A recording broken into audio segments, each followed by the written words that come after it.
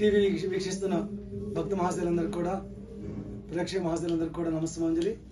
అందరికి కూడా సాయి దత్తపీఠం శివవిష్ణు తరపు నుంచి విజయదశమి శుభాకాంక్షలు.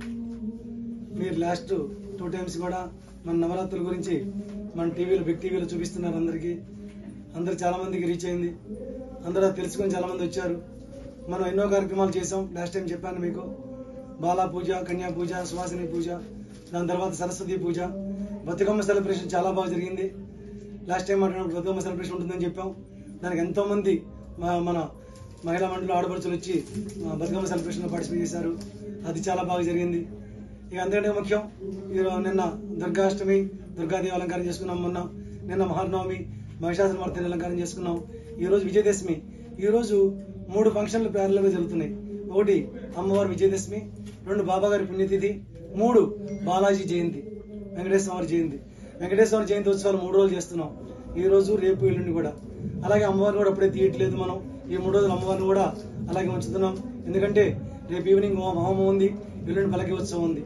ఈ రోజున బాబా గారికి పొద్దున అమ్మవారి చండీ పారాయణ అయిన తర్వాత అమ్మవారి కుంకుమార్చన చేసుకుని 10:30కి బాబా గారికి యాపిల్స్, ఆరెంజెస్, బనానాస్తో ఫ్రూట్స్ పూజ చేసాం. ఆల్మోస్ట్ ఒక 60 boxes of Apple, 60 boxes of orange, అలాగే 40 బాక్సులు బనానాలతో భక్తులందరూ సపోర్ట్ చేశారు. ఆ ఫ్రూట్స్ తో బాబా గారికి పూజ చేసుకుని మరలా ఆ ఫ్రూట్స్ అన్ని మధ్యాహ్నం నుంచి నాకు తెలిసి ఇప్పటికీ ఒక 4,000 మంది వచ్చి ఉంటారు భక్తులు. ఇంకా వస్తూనే ఉన్నారు. నాకు కరెక్ట్ అకౌంట్ తెలియదు, 4,000 నుంచి 5,000 మంది వచ్చి ఉంటారు. వాళ్ళందరికీ కూడా ఫ్రూట్ ఇస్తూ, ఫ్రూట్ తో పాటు మహాప్రసాదం కూడా మన వాలంటీర్స్ మహాప్రసాదం బాక్స్ కూడా ఇచ్చాము.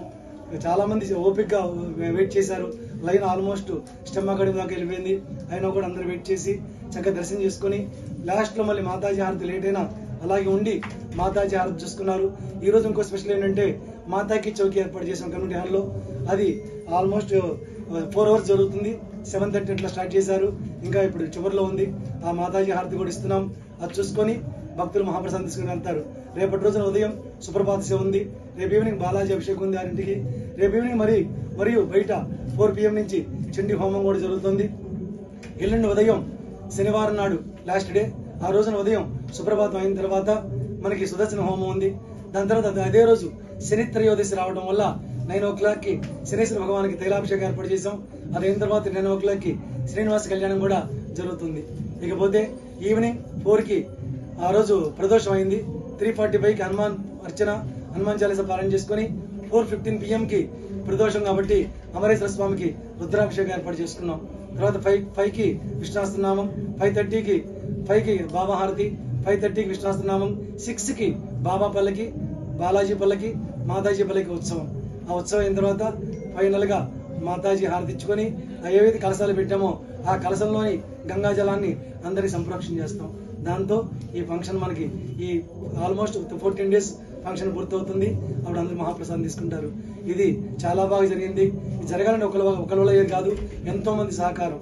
వాలంటీర్స్ ఏంటి, దాతలు ఏంటి, మన స్టాఫ్ ఏంటి, చాలా మంది కిచెన్ వాళ్ళు ఏంటి, ఒక రకంగా పూల స్పాన్సర్లు ఏంటి, పూలకి హెల్ప్ చేసే వాళ్ళు ఏంటి, అలంకారం హెల్ప్ చేసేవాళ్ళు, డిస్ట్రిబ్యూషన్ హెల్ప్ చేసేవాళ్ళు, మీడియా హెల్ప్ చేసేవాళ్ళు, ఒకరు కాదు అందరూ సహకరించబట్టి ఇంత చక్కగా జరిగింది.